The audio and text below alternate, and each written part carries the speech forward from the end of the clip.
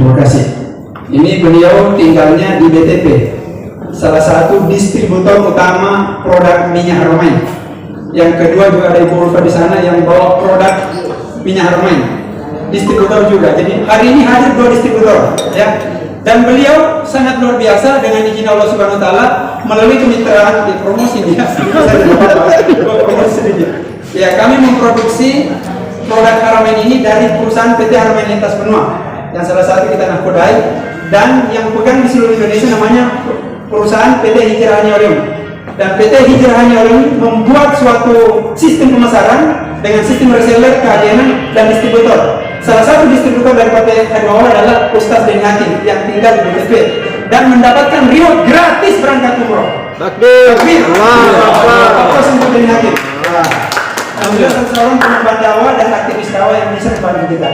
Baik, kita lanjut. Ya. Jadi nanti kalau ada mau belanja di sekitaran BTP sama beli harga sama dengan di pusat. Nah, yang pertama kita lakukan olahraga yang ringan yang cukup. Nah, olahraganya begini. Ini tangan kita begini pada saat kita duduk. Coba praktek. Ya. Ini bisa dilakukan. Yang kedua ini. Ya, 1, 2, 3, 4, 5, 6, 7, 8, 9, 10. Ini lagi. 1, 2, 3, 4, 5, 6, 7, 8, 9, 10. Ini lagi. 1, 2, 3, 4, 5, 6, 7, 8, 9, 10. Ini juga bisa begini. 1, 2, 3, 4, 5, 6, 7, 8, 9, 10. Yang jelas selama perjalanan nanti kami akan mengadakan kegiatan-kegiatan yang bisa membantu terapi-terapi buat jamaah. Ya, seperti itu. Jangan gini ya. Pakai satu jari. Ya, pakai satu jari dulu. Yang cepat. Nah, tidak ngepet. Coba 2 jari. Ya, terus. Semangat. 3 jari. Ya, terus 4 jari. Mulai bunyi. 5 jari.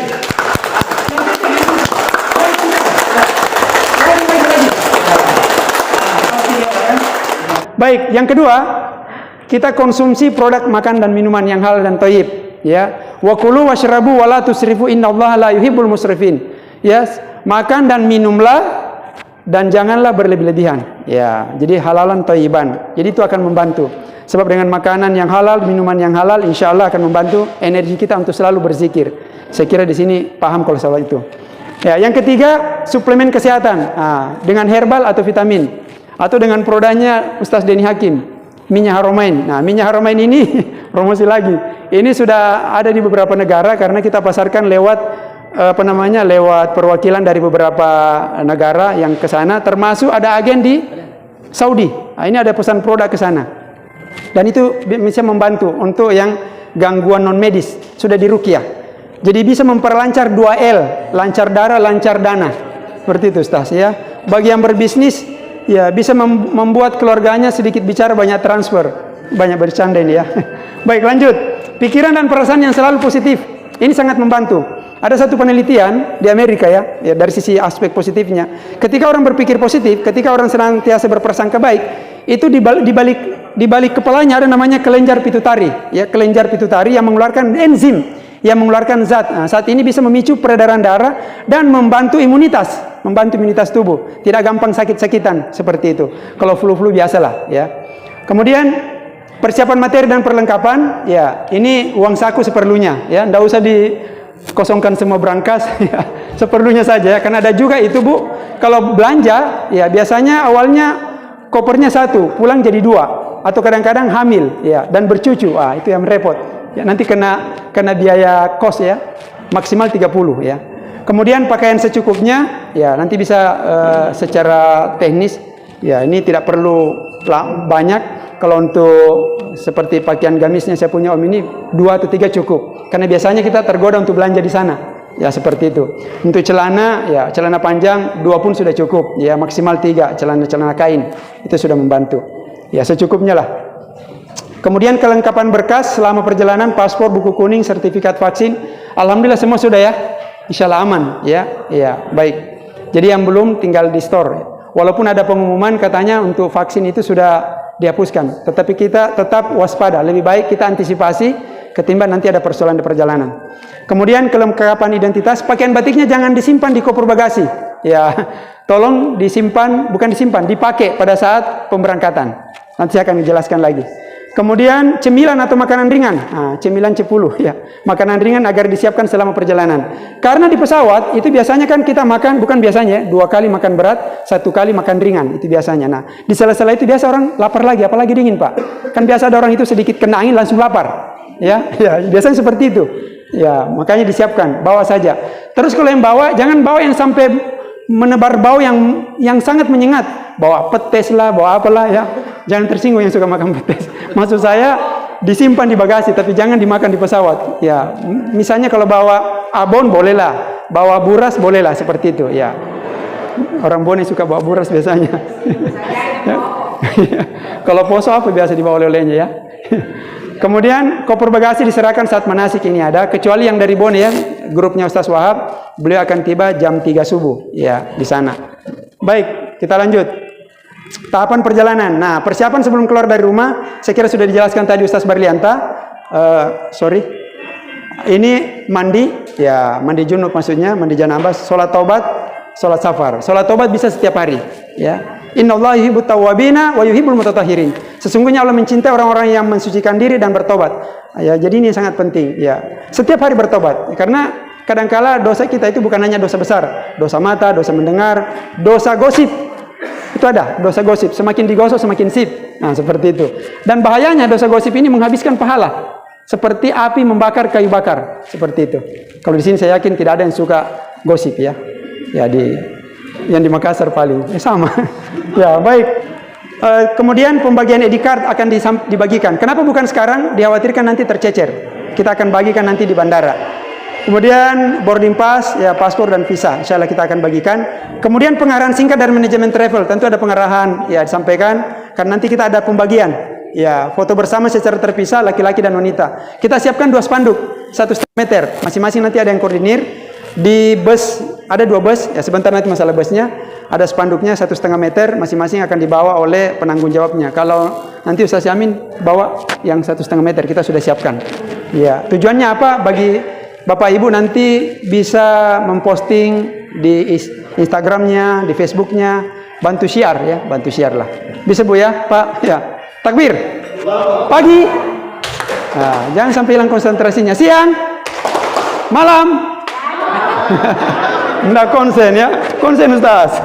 Ya. Lanjut. Nah, di sini biasa banyak dinamika, ibu-ibu.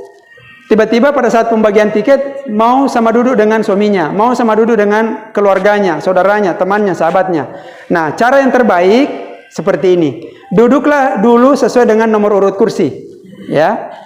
Jika ada yang tukaran tempat duduk, maka lakukanlah setelah pesawat terbang normal. Sebab kalau ini dilakukan semua travel, maka pesawat tidak akan terbang-terbang. Dan itu akan juga mengganggu kita punya perjalanan. Nah, seperti itu. Nah, perbanyak zikir dan doa, video singkat cara menggunakan toilet. Ada yang request ini, ya, karena beberapa waktu yang lalu, waktu kami berangkat, itu banyak kotoran di lantai toilet. Ya, banyak yang tidak tahu fungsikan. Nah, kami sempat download cara penggunaan toilet di media. Baik, kita lihat. Nah, ini dia. Ini pesawat itu, misalnya pesawat Garuda, pesawat lain ada sedikit perbedaan, tapi poinnya di situ push ya, itu yang ditekan. Terus yang kedua, khusus untuk ibu-ibu, biasanya karena tidak terbiasa, tidak nyaman, kalaupun harus pakai air, ya ini tidak mesti ya. Biasanya ada yang melakukan itu, ada biasa gelas-gelas plastiknya itu dia isi air sedikit, baru dipakai untuk membersihkan. Ya, maaf, maksudnya pakai cebok, itu bisa juga ya seperti, tapi jangan banyak-banyak. Itu cara menyiasatinya kalau betul-betul tidak nyaman dengan kalau tidak pakai air langsung dengan yang yang ditimba. Jadi gunakan air secukupnya, bisa menggunakan gelas plastik, bisa juga gunakan seperti kayak botol-botol seperti ini. Itu untuk membantu saja. Dan yang terpenting, Bapak Ibu yang belum ada pengalaman sama sekali, jangan malu bertanya. Bisa bertanya ke saya, bisa bertanya kepada orang tua kita, banyak yang berpengalaman di sini. Insyaallah banyak yang sudah berangkat di sini. Coba angkat tangan yang sudah berangkat. Ya, banyak tempat bertanya. Silakan yang sudah pernah umroh, angkat tangan, jangan angkat kaki. Ya, ini banyak tempat bertanya. Intinya ada sesuatu yang tidak diketahui, jangan malu bertanya. Ya, setuju? Takbir. Pagi. Semangat dong. Baik, ini aktivitas di Imigrasi Madinah. Ya. Nanti kita akan diarahkan oleh tour leader dan beberapa tim handling untuk ke ruang tunggu dan melakukan pemeriksaan. Ya, insya Allah dipandu, ada yang dampingi kita. Tapi ini saya akan masuk di poin di Madinah karena berbeda dengan di Jeddah dengan di Madinah. Ya, ini jarak antara pemeriksaan di imigrasi ke bagasi itu cukup jaraknya cukup tidak jauh lah ya, seperti itu dibanding di Jeddah. Nah, di sini ada nanti pemeriksaan paspor dan visa. Ya, itu akan dilakukan. Kemudian pengambilan foto dan sidik jari. Itu normalnya seperti itu. Ya. Tidak perlu pintar bahasa Arab, ikuti saja rule-nya. Karena setiap pos itu ada ya, harus pintar bahasa Arab enggak? Ya enggak mesti. Kemudian pengecekan dan pengambilan bagasi oleh tim handling bandara. Ini juga saya harus sampaikan, Bapak Ibu enggak perlu pusingi koper bagasinya, diambil atau tidak, ada yang ngurus. Ya, jadi kita hanya fokus mengikuti jalur yang telah ditunjukkan oleh tim leader ya, seperti itu. Nanti akan diarahkan oleh tim leader untuk ketemu dengan mutawif, karena mutawif itu tidak langsung masuk sampai di ruang bagasi ya. Kemudian jamaah dijemput oleh mutawif dan langsung menuju bus ya. Jadi kita ada bus 2 untuk di penerbangan 7 Desember ini kita ada 70 jamaah termasuk tour leadernya. Yang tanggal 10 ada 98 jamaah. Nanti berangkatnya tanggal 10, jadi kita ketemu 2 hari di berapa ya? 2 hari ya. 2 hari di Madinah, ketemu kurang lebih 3 hari di Mekah. Ya, karena mereka 3 hari setelah itu berangkat. Ya, gitu. Hotel yang sama. Ya. Kemudian pada saat menuju Madinah, ini perjalanannya juga cukup singkat. Ya. Ya, kurang lebih 20 sampai 30 menit. Jamaah menaiki bus sesuai dengan kelompoknya, warna tali di kart. Kenapa kami pisahkan? Ini sangat berpengaruh pada saat nanti kita ziarah. Ya, salah naik bus. Nah, jadi pada saat nanti kita naik bus, mulai dari, kalau di sini belum apa-apa karena baru pertama kali. Ya, nanti ada kita pisahkan talinya, itu ada tali warna gold dan warna hitam ya. Ya, kita akan bagikan dan ada namanya penjelasan nanti pada saat di di bandara. Nah, pada saat nanti naik di sini tinggal kita lihat dan gampang ngeceknya. Oh, teman saya yang tali hitam, langsung saja naik di situ. Dan pada saat kita sudah duduklah di tempat yang Bapak Ibu sudah maksudnya kalau sudah naik kembali jangan pindah-pindah tempat. Misalnya terutama pada saat ziarah ini, ya jangan pindah-pindah. Sudah pindah di depan, pindah lagi di belakang. Nanti bingung karena kalau nanti pada saat dipandu, tim leader itu akan menghitung jumlah jamaah. Coba perhatikan di sampingnya. Oh, ada. Kalau ada yang kurang nanti tetap akan dihitung, seperti itu. Jadi, apa yang dijelaskan dari sekarang sampai yang dijelaskan oleh tadi Ustaz Barlianta itu akan berulang lagi Bapak Ibu. Tetap akan berulang lagi. Tetap kita akan di manasik. Baik di Madinah maupun perjalanan menuju ke Mekah. Ya, seperti itu. Jadi jangan khawatir. Jadi tetap akan diulang. Dimohon kursi bagian depan dikosongkan untuk mutawif dan tour leader. Kenapa harus dikosongkan? Ini untuk membantu koordinasi. Biasa kan tiba-tiba jemaah mau semua duduk di depan. Ya, bukan dilarang, boleh. Cuma tolong dikosongkan. Ya, yang dikosongkan itu bukan di lorong. Ya, karena pemerintah Saudi itu melarang kalau duduk di lorong bus itu di samping sopir. Ya, biasanya hanya mutawif, itu pun hanya sekali-kali. Jadi pas di belakang sopir atau bagian belakang itu sejajar, kosongkan minimal 2 kursi. Ya, seperti itu Bapak Ibu. Walaupun ziarah, suara pun begitu. Ya, setuju Bu ya? Ya, takbir. Ya, supaya tidak ngantuk nih. Nah, kemudian ya sudah. Ah, kita lihat perjalanan ke Hotel Madinah itu 22 sampai 30 menit. Ya, kalau kita jadi dihitung perjalanannya ya, itu perjalanannya. Dia cukup dekat. Ya, ini saya ambil di map. Ya, 20,8 km. Oh, jauh Ustaz. Enggak. Jangan bayangkan antara Cina dengan Bone. Ya, jalanannya sempit, ini jalanannya luas ya, lebar dan mulus. Ya, seperti itu. Jadi agak cepat sampainya. Nah, naik bus ke Hotel Madinah. Nah, jemaah menaiki bus sesuai dengan kelompoknya. Kemudian sudah tadi saat dalam bus semua paspor jemaah dikumpul kembali. Kenapa dikumpul? Pernah ada yang protes, ngapain kita punya paspor dikumpul? Tujuannya dikumpul 1 supaya tidak tercecer. 2 memang biasanya ditanyakan di pihak muasasah itu tanyakan, kemudian nanti untuk mengamankan juga paspor jemaah dan akan dibagikan pada saat penerbangan pulang. Oke, kemudian tiba di hotel langsung makan. Tidak usah langsung pikirkan kamarnya. Masing-masing nanti leadernya akan diberikan. Yang punya jamaah nanti kita akan berikan langsung kuncinya. Jadi tidak satu-satu jamaah ke tour leader, ya. Jadi masing-masing penanggung jawabnya akan berikan. Jadi begitu tiba di hotel, yang dipikirkan apa Bu? Makan. Yang dipikirkan apa? Cepat sekali jawabnya Ustaz. Ya, biarkan tim handling hotel yang pikirkan bagasinya. Kecuali yang di cabin ya kita bawa. Ya, di mana diletakkan? Biasanya di tengah-tengah ya, bukan di bawah, bukan di paling atas. Oke, kemudian ya clear ini ya. Nah, ibadah dan ziarah. Ya, ini penjelasan singkat saja karena Mutawif nanti akan menjelaskan secara rinci, secara detail, secara mendalam. Ini yang singkat-singkat saja. Ya. Kemudian jika keluar dari hotel, ingat selalu pakai ID card dan shawl. Ya, jangan ikut-ikutan atau jangan ikut-ikutan sana, tidak. Mungkin dia sudah pengalaman, mungkin sudah tahu. Lebih amannya pakai ID card dan bawa shawl. Ya, boleh jadi kita pengalaman, tetapi tidak diminta-minta, mungkin kurang sehat, kurang apa. Ya, ada pernah kejadian tidak pulang-pulang. Tunggu 1 hari tidak pulang, hari kedua tidak pulang. Pas didapat, hilang ya. Dia bilang saya tidak hilang, cuma tidak tahu di mana hotel. Sama. Ya itu gengsinya masih ada ya. Ya. Mestinya kita pada saat berangkat umroh ini perjalanan suci. Pangkat hilang, jabatan hilang, harta hilang, ya, semata-mata mengabdi hanya di hadapan Allah. Inna akramakum indallahi atqakum. Sesungguhnya yang paling mulia di antara kamu yang paling takwa. Sudah itu, tidak ada lagi yang level-level yang lain. Ya, baik. Kemudian gunakan jaket atau pakaian yang tebal, termasuk juga kaos bagi laki-laki. Kenapa kaos? Karena biasa itu kaki pecah-pecah. Rupanya itu kalau di tanah suci, baik di Madinah atau di Makkah itu kan ada campurannya itu, zat kimiawinya. Kalau itu diinjak kaki berulang-ulang, biasa kaki pecah. Apalagi kalau kaki yang kaki kantoran biasanya tuh gampang, jangan tersinggung ya, kayak gampang sensitif ya. Beda kalau kaki yang sering berlumpur biasanya tebal-tebal, ya begitu. Tapi pada prinsipnya, 1 untuk menjaga supaya kita tidak terlalu kedinginan, 2 supaya menjaga kaki tetap mulus kalau pergi, ya seperti itu. Baik, cuaca masalahnya itu masuk cuaca dingin, ya dingin banget, ya seperti itu. Kemudian ziarah dan ibadah di Raudah menggunakan tasyir, ini ada izin ya, ya. Selalu ada izin. Tempo hari kita ada izin, biasa pakai aplikasi, biasa juga pakai ada surat. Insya Allah ini diurus oleh Mutawif dan itu biasa berantri, ya, dan antrian. Dan insya Allah kita dampingi. Dan biasanya, kenapa saya pakai kata biasanya? Soalnya begini Bu, di Saudi itu pengalaman kami mengelola travel, kadang hari ini A, besoknya bisa B. Jangankan hari ini, kadang paginya A, besoknya siangnya bisa B. Ya, bisa C dan sebagainya.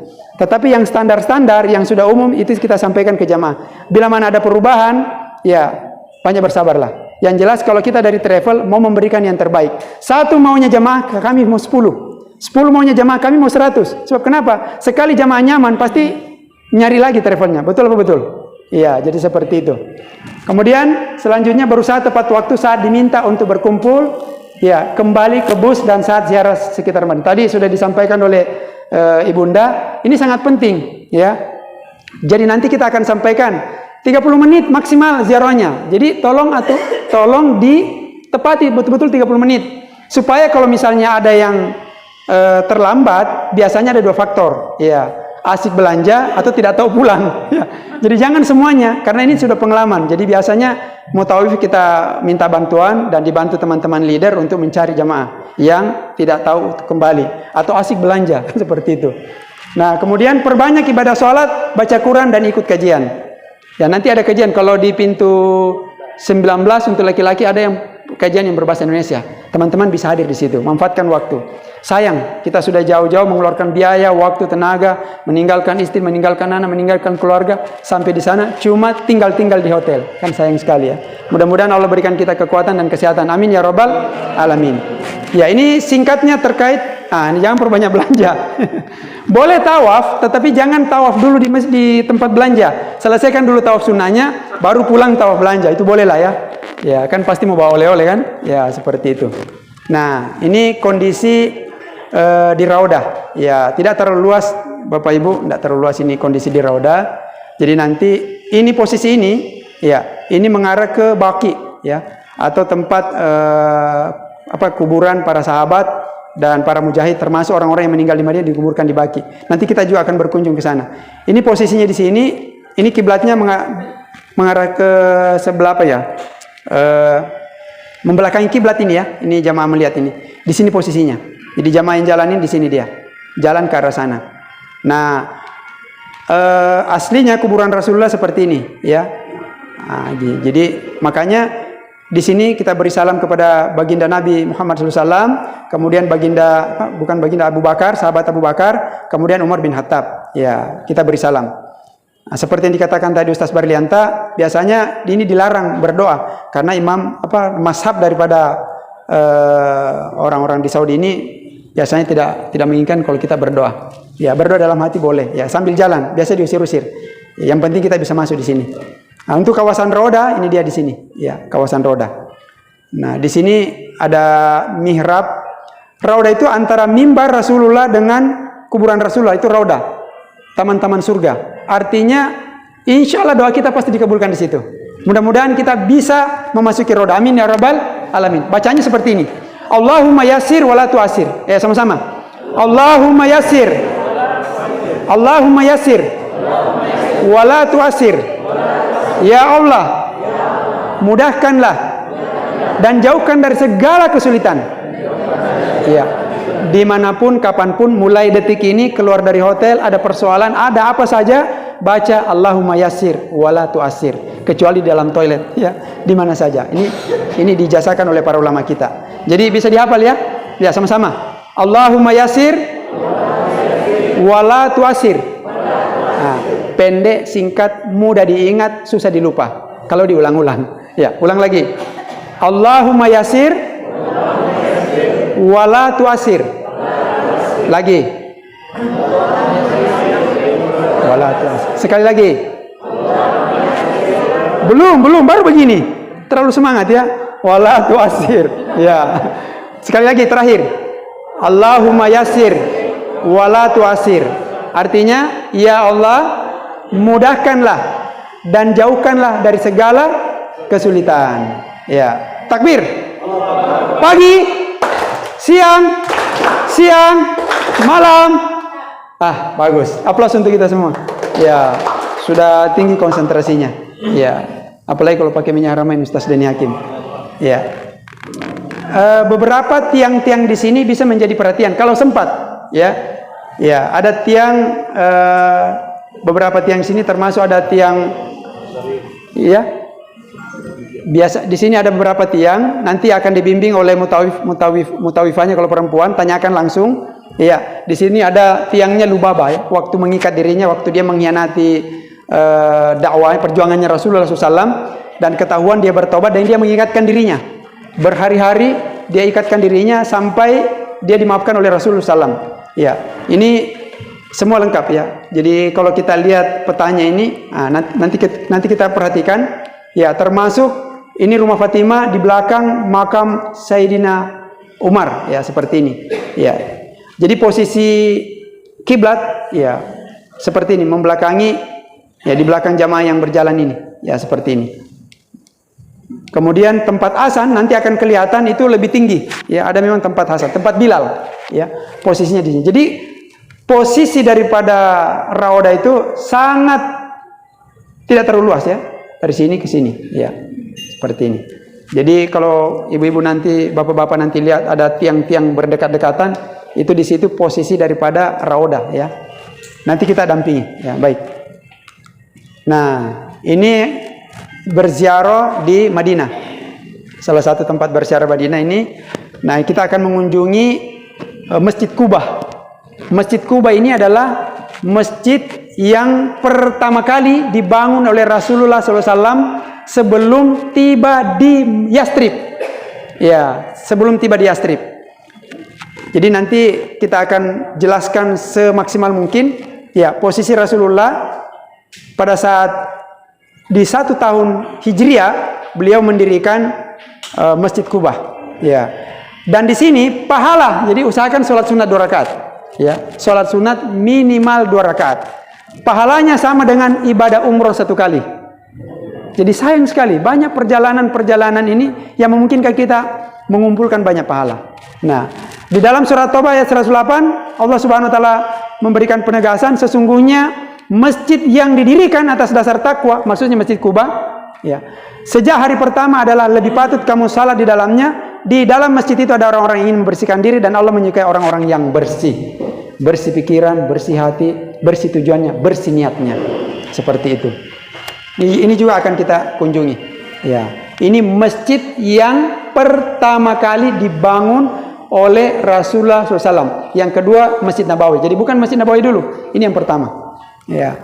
Nah, selanjutnya kita juga akan tur di Jabal Uhud Madinah. Ini Jabal Uhud, Bukit Uhud, biasa juga katakan Bukit Uhud. Pernah terjadi perang melawan 3.000 kaum Quraisy. Ya. Padahal kaum muslimin hanya 700 orang. Nah, ini adalah perang kedua setelah perang Badar. Ya, perang Badar itu ya jaraknya kurang lebih setahun ya. Kemudian kaum muslimin mengalami kekalahan dan paman Nabi Hamzah di antara 70 kaum muslimin ikut terbunuh. Karena mereka tidak taat terhadap perintah Rasul ya. Pada saat itu, kaum muslimin diminta untuk tetap bertahan di bukit sampai musuh betul-betul kalah. Pada saat kalah, mereka meninggalkan harta rampasan hartanya dan itu menggiurkan orang-orang yang ada di atas, termasuk yang pemanah. Akhirnya mereka turun ke bawah bukit untuk rebutan harta. Dan itu ketahuan oleh kaum kafir Quraisy dan mereka kembali lagi. Jadi kembali mereka di bukit dan memanah para kaum muslimin yang sibuk memperebutkan harta. Nah, seperti itu. Nah, pertempuran ini pecah antara kaum muslimin dan kaum kafir Quraisy pada tanggal 23 Maret 625 Masehi atau 7 Syawal 3 Hijriah. Jadi tahun ketiga setelah Rasulullah hijrah. Pertempuran ini terjadi sekitar setahun setelah pertempuran Badar. Jadi di Madinah itu dulu namanya Yastrib, ya berubah nama menjadi Madinah. Lanjut, ya. Ini kita lanjut di Masjid ya Qiblatain.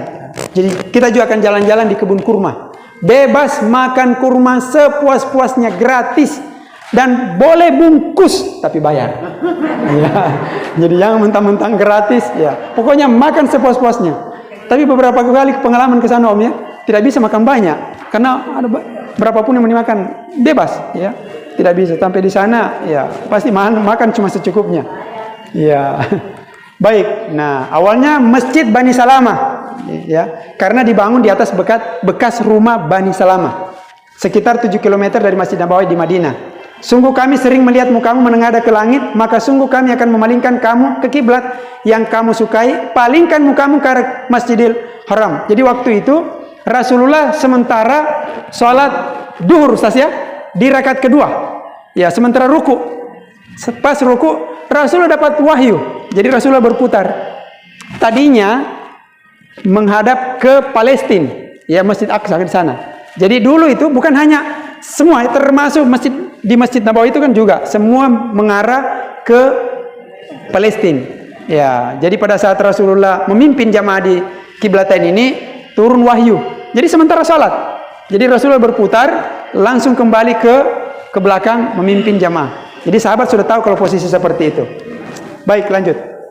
Nah, nanti juga kita ya sebelum-sebelumnya belum pernah ke sini ya. Tapi ini mudah-mudahan kita ada rezeki ke sini karena tidak jauh dari Masjid Nabawi. Lokasinya di Gunung Sila, 700 meter dari Masjid Nabawi. Dulunya merupakan bekas bagian dari pos-pos penjagaan selama perang Khandak, perang Ahzab di salah satu ujung parit Khandak. Ini singkatnya seperti ini. Nanti akan dijelaskan secara detail lagi di sana. Kenapa dikatakan Masjid Sabah, Masjid 7?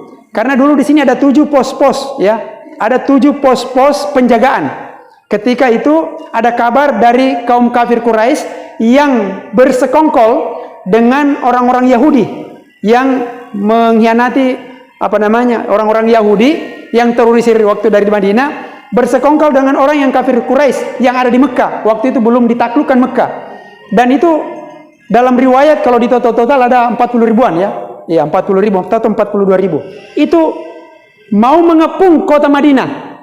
Di saat itu kota Madinah sudah menjadi sebuah negara daulah Islam, negara Islam yang kepala negaranya adalah Rasulullah SAW. Dan pada saat itu para sahabat dan Nabi SAW berkumpul membicarakan bagaimana cara menghadapi puluhan ribu orang-orang kafir Quraisy yang saat ini diprovokasi oleh orang-orang Yahudi. Jadi memang itu Pak, orang-orang Yahudi suka memprovokasi, ya, kerjanya memprovokasi. Dunia ini dikuasai oleh orang-orang Yahudi. Jadi orang-orang Yahudi sangat mempengaruhi. Secara global dunia ini dikuasai oleh orang Yahudi. Nah, termasuk di Indonesia ini. Nah, kita kembali ke laptop. Nah, apa yang dilakukan? Terprovokasilah orang-orang Yahudi. Termasuk orang Yahudi yang ada di Madinah yang tadinya tidak mengusir Rasulullah. Bani apa namanya itu, Ustaz ya? Bani Quraiza ya. Iya. Waktunya itu mereka gencatan senjata, mengikuti kepemimpinan Rasulullah. Jadi Rasulullah pada saat memimpin di Madinah sebagai kepala negara masih ada sisa-sisa keturunan orang-orang Yahudi dan mereka mau dipimpin dan diatur oleh sistem yang ada di Madinah dan mereka mau membantu kepada perjuangan Rasulullah SAW dan mereka sepakat untuk netral, tidak membantu Rasulullah pada saat perang itu, ya, tidak juga membantu saudaranya yang Yahudi. Tetapi pada saat terjadi perang justru mereka menyerang juga Di situ yang membuat khawatir sekali para sahabat untuk terjadi khawatir sekali para sahabat jangan sampai mereka kalah. Ya. Dan alhamdulillah terjadi kemenangan di situ. Kenapa bisa menang? Karena usul daripada Salman Al-Farisi. Ya, Al-Farisi berarti dari negeri apa? Persia. Ya, Persia berarti Iran ya. Nah, usulannya begini. Saya usulkan ya Rasul supaya dibuatkan parit yang sangat dalam dan sangat jauh. Kurang lebih kalau tidak salah 7 meter dalamnya. Ya. Ya, nanti dicek lagi ya. Yang jelas itu parit dan dari ujung sampai ujung itu ada 7 pos. Kalau dalam bahasa Arab sab'ah 7. Nah, di sini. Salah satu pos ada di sini. Ya, dan pos ini sudah dirubah menjadi masjid. Nah, seperti itu. Mudah-mudahan dipahami. Takbir. Ya. Jadi banyak kisah-kisah heroik yang bisa diambil sana. Bagaimana Rasulullah itu berjuang bukan hanya sebagai kepala negara, bukan hanya sebagai pemimpin, tapi beliau berjuang secara fisik. Nyawa, darah, nyawa, darah, harta semua dikorbankan. Ya, kita kan tidak diminta, kita hanya diminta untuk berjihad dalam ibadah ini supaya tidak tidur di hotel. Ya, seperti itu. Ya, usahakan maksimalkan untuk beribadah, kecuali kalau kurang sehat, bolehlah ya. Nah, ini perjalanan ke Bir Ali. Ya, jadi ini 15 km dari Masjid Nabawi. Ya, kurang lebih ditempuh mungkin hanya sekitar 15 sampai 20 menit. Nah, di sini nanti kita akan mikot. Mikot itu artinya mengambil start, karena aktivitas umroh tidak ada di Madinah. Ya, aktivitas umroh itu atau ibadah umroh itu hanya ada di Mekah. Cuma karena kita berasal dari Madinah, maka kita startingnya dari sini, dari Masjid Bir Ali. Ya, kenapa dikatakan bir? Bir artinya sumur. Ali pernah menggali banyak sumur, sehingga ini dinisbatkan menjadi Masjid Bir Ali atau Masjid Zulhulaifah. Ya, seperti itu. Nah, nanti juga akan dikisahkan oleh Multawif ini secara detail, secara gamblang. Ini gambaran besarnya saja, bahwa nanti kita akan ke sini. Ya. Tapi tidak mandi di sini. Idealnya kita mandi junub di sini, berwudu di sini, mandi kemudian sholat di sini. Jadi kita mandinya nanti di hotel. Ya, check out dari hotel sekitar jam 1 baru kita berangkat dari sini. Ya. Nah, kemuliaan ibadah di Masjidil Haram. Jadi pada saat nanti kita tiba, ini saya singkat-singkat saja. Tadi sudah dijelaskan oleh Ustaz Barlianta. Cuma saya kasih nanti perumpamaan. Halo? Hai? Takbir? Alhamdulillah masih hidup. Ya, ini sedikit lagi. Ini sering saya jelaskan. Maksud daripada Rasulullah mengatakan ini, lebih baik 1000 kali keutamaan di Masjid Nabawi dan 100.000 keutamaannya di Masjidil Haram. Maksudnya begini. Ini sederhananya nih, karena kita manusia ini kan suka hitung-hitungan. Di sini ada masjid, katakanlah misalnya di sini daerah Tamalandria ya. Apa ya? Tamalandria? Iya, Tamalandria. Kalau kita sholat sebentar ini, kita mungkin kalau pulang sebelum maghrib, kita nanti sholat maghrib di sini, di Makassar lah. Kita sholat maghrib di Makassar, butuh 1000 hari. Butuh 1000 hari. Sholat maghrib di Makassar baru sebanding 1 kali sholat maghrib di Madinah. Bisa dipaham? Begitu luar biasanya.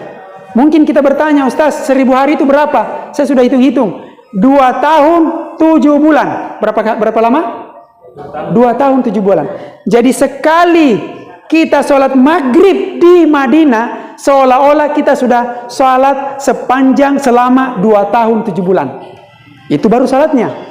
Pada saat Bapak Ibu berdoa, apapun doanya, seolah-olah berdoa itu selama 2 tahun 7 bulan. Apakah ada doa yang ditolak? Yang membuat doa kita ditolak adalah keraguan.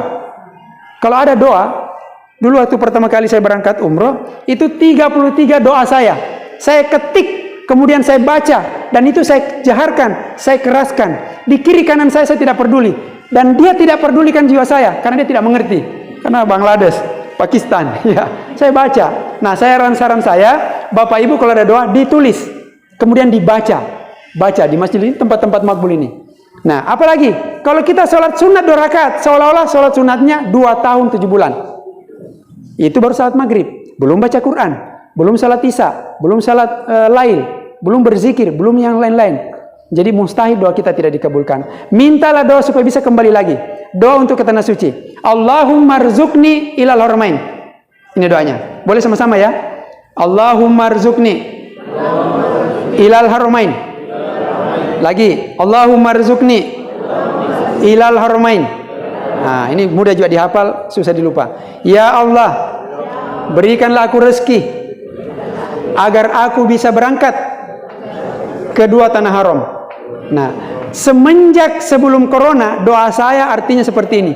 Tapi setelah akademi corona, saya ganti doanya, artinya saya terjemahkan maksudnya menjadi, ya Allah, berikanlah aku rezeki agar aku bisa beribadah di dua tanah haram. Mengapa? Karena ada riwayat Ustaz. Tanggal 26 Februari 2020, saya membawa satu rombongan terbang ke Saudi. Apa yang terjadi? Sampai di sana, ternyata banyak pesawat yang pulang. Ada yang masih di angkasa, pulang. Ada yang baru tiba, disuruh pulang. Karena Saudi mengumumkan terjadi COVID dan menutup lockdown. Setengah jam kami meninggalkan bandara, langsung lockdown. Alhamdulillah, Allah Maha Kuasa. Ada yang masih mending, ada yang di Makassar, ada yang ke Malaysia tidak terbang-terbang. Dan yang yang lebih dahsyat lagi, pesawatnya sudah sampai di Jeddah, disuruh balik. Nah, jadi pada saat kita berdoa, prasangkaku tergantung prasangka Mbakku. Jadi pada saat kita berdoa, perkuatlah prasangka itu. Allahumma rzuqni ilal haramain. Satu kali lagi. Allahumma rzuqni ilal haramain. Bagaimana kalau berjamaah? Nah, kalau berjamaah pakai nah. Allahumma rzuqna ilal haramain. Sama-sama. Ilal haramain. Artinya, ya Allah, berikanlah kami rezeki agar kami bisa beribadah dua tanah haram. Ya, tapi kalau berdoa tidak usah pakai begitu. Dua tanah haram ya Allah. Santai, Allah Maha tahu ya. Nah, dalilnya jelas dalam hadis qudsi, hadis riwayat Bukhari. Hadis qudsi adalah wahyu Allah yang tidak termaktub dalam Al-Qur'an yang disampaikan oleh Rasulullah. Ana inda zanni abdi bi. Prasangkaku tergantung prasangka hambaku. Kalau Bapak Ibu berangkat ke tanah suci, berpikir saya tidak mungkin lagi kembali karena harus pakai uang saya, maka kemungkinan besar kita tidak akan berangkat lagi. Tetapi kalau kita meyakini Allah memanggil bukan orang yang mampu, tetapi memampukan orang yang dipanggil, maka ada kejadian orangnya tidak hadir di sini. Jamaahnya Ustaz Yamin ya, yang sudah ikut di Sinjai. Suatu ketika kami memberikan materi manasik keajaiban rezeki. Salah satu materinya membicarakan tentang percepatan rezeki ke Baitullah dengan cara langit. Apa itu? Perbaiki prasangka kita kepada Allah. Dengan dalil ini saya sampaikan, dan dia melakukan perjuangan dengan sayap-sayap rezeki. Takbir. Ya, sependangan tuh ya. Apa yang disampaikan? Dengan ikhlas dia mengikuti materi dan dia tahu dia tidak punya uang. Tapi dia yakin setelah diajarkan bahwa tinggal meyakini seolah-olah kita gampang berangkat ke tanah suci. Tinggal merasakan seolah-olah kita sudah berangkat di sana. Kalau orang Bugis bilang, letu memonun apa mulau, sampailah sebelum kamu sampai di tujuan. Maksudnya ini keyakinan itu di awal, bukan di akhir. Karena yakin itu gratis, ragu juga gratis. Saya banyak belajar dengan orang-orang yang berhasil, ya termasuk pemimpin-pemimpin yang berhasil. Ilmunya cuma ini, ilmu yakin. Nah, pada saat kita sudah berangkat ke sana, mestinya tambah yakin. Dan doa ini bisa diulang-ulang. Dan jangan pernah ada perasaan meng-cancel doa. Maksudnya meng-cancel doa. Apakah mungkin saya bisa berangkat lagi? Terhapus kita punya doa. Karena ada satu dalil yang mengatakan Allah tidak menerima doa dari hati yang lalai. Maksudnya ada keraguan sedikit pun. Jadi banyak orang berdoa. Ustaz, saya sudah berdoa, saya sudah sedekah, saya sudah memberikan sudah banyak sholat duha, sholat tahajud. Tapi kenapa rezeki saya belum dikabulkan? Jangan sampai ada sumbatan rezeki. Sumbatan rezekinya apa? Sering ragu terhadap doanya sendiri. Nah, ragu itu ana inda zonni abdi bi. Prasangkaku tergantung prasangka hambaku. Kalau kita bilang tidak mungkin karena saya pegawai rendahan, maka malaikat mengatakan amin. Oke, kata Allah. Saya tidak mungkin berangkat karena saya miskin. Malaikat akan mengatakan amin. Oke, kata Allah. Karena Allah Maha oke. Takbir. Ya, bisa dimengerti Bapak Ibu? Iya. Oke. Kemudian maksudnya salat di Masjidil Haram 100.000 kali. Ya, 100.000 kali itu jumlah harinya adalah jumlah harinya adalah 277 tahun. Ya, 277 tahun. Maksudnya 277 tahun, ada yang berumur 100 tahun di sini? Ya. Jadi kalau Bapak Ibu salat maghrib di sini, seolah-olah 277 tahun pahalanya, keutamaannya sekali sholat di Masjidil Haram. Jadi biar kita bayar 50 juta atau 100 juta tidak sebanding dengan pahala yang kita dapatkan. Ya, amin ya rabbal alamin. Jadi tinggal minta kepada yang maha kaya, karena Allah yang mengayakan, ya, seperti itu. Ya, baik. Nah, ini tadi juga sudah dijelaskan oleh Ustaz Barlianta. Ya, mungkin ini hanya untuk memperjelas. Nanti kita akan mencoba, ya, ini banyak yang sudah masuk di sini, di Hijri Ismail. Ini dia. Hijri Ismail, sebuah tempat di sebelah utara bangunan Ka'bah berbentuk setengah lingkaran dibangun oleh Nabi Ismail, makanya dikatakan Hijri Ismail. Siapa yang sholat di sini dalam lingkaran ini, batu mas saleko, orang Bugis bilang, sama artinya sholat di dalam Ka'bah. Nah, kenapa dikatakan rukun Iraki? Karena ini kalau ditarik lurus sama berhadapan dengan negeri Irak. Kenapa dikatakan ini rukun Yamani? Karena ini ke negara Yaman, seperti itu. Ya, jelas ya. Nah, seperti ini. Ini nanti akan diperjelas dan akan dibuatkan lagi manasik sebelum kita melakukan umroh. Diriwayatkan oleh Aisyah, aku pernah minta kepada Rasulullah sallallahu alaihi wasallam agar diberi izin masuk Ka'bah untuk salat di dalamnya. Lalu dia membawa aku ke Hijri Ismail dan bersabda, ya, ini istrinya Rasulullah, minta supaya dimasukkan di Ka'bah. Rasulullah mengatakan tidak perlu, cukup salatlah di sini kalau ingin salat di dalam Ka'bah, karena Hijri Ismail ini termasuk bagian dari Ka'bah. Dan jangan pernah terprovokasi kalau tidak mencium Hajarul Aswad tidak sah umrohnya. Itu sunnah saja. Tidak dilakukan pun tidak apa-apa, karena ya tantangannya juga lebih besar. Ya. Nah, nanti ada Jabal Rahmah. Nah, di sini juga nanti akan diperingatkan oleh mutawif, akan diberikan nasihat bahwa jangan sekali-kali melakukan tindakan yang mengarah ke syirik. Ini hanya tempat untuk berziarah saja, mengunjungi, mengenang, tidak ada apa-apa di sana, tidak perlu sholat di sana, tidak perlu berzikir di sana, ya seperti itu. Hanya banyak saja berzikir maksudnya kepada Allah Subhanahu Wa Taala.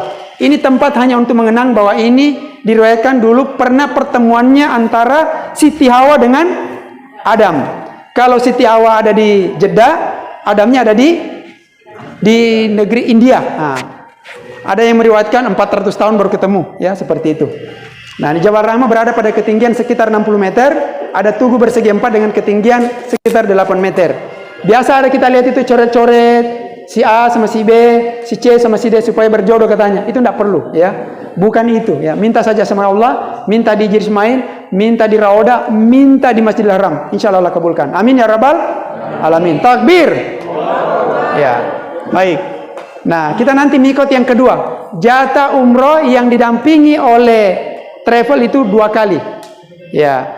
Usahakan yang pertama umroh wajibnya, maksudnya kita jangan membadalkan dulu lah. Ya, usahakan. Biasa orang tiba-tiba membadalkan.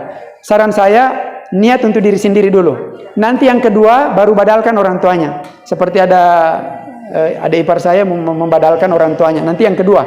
Ya, nanti juga akan didampingi di sini di Masjid Jirana Mekah. Baik, terima kasih. Semoga Allah Subhanahu wa taala memberikan keberkahan dan membawa kita untuk berangkat bersama-sama dan diterima doa kita berangkat umroh berkali-kali. Takbir.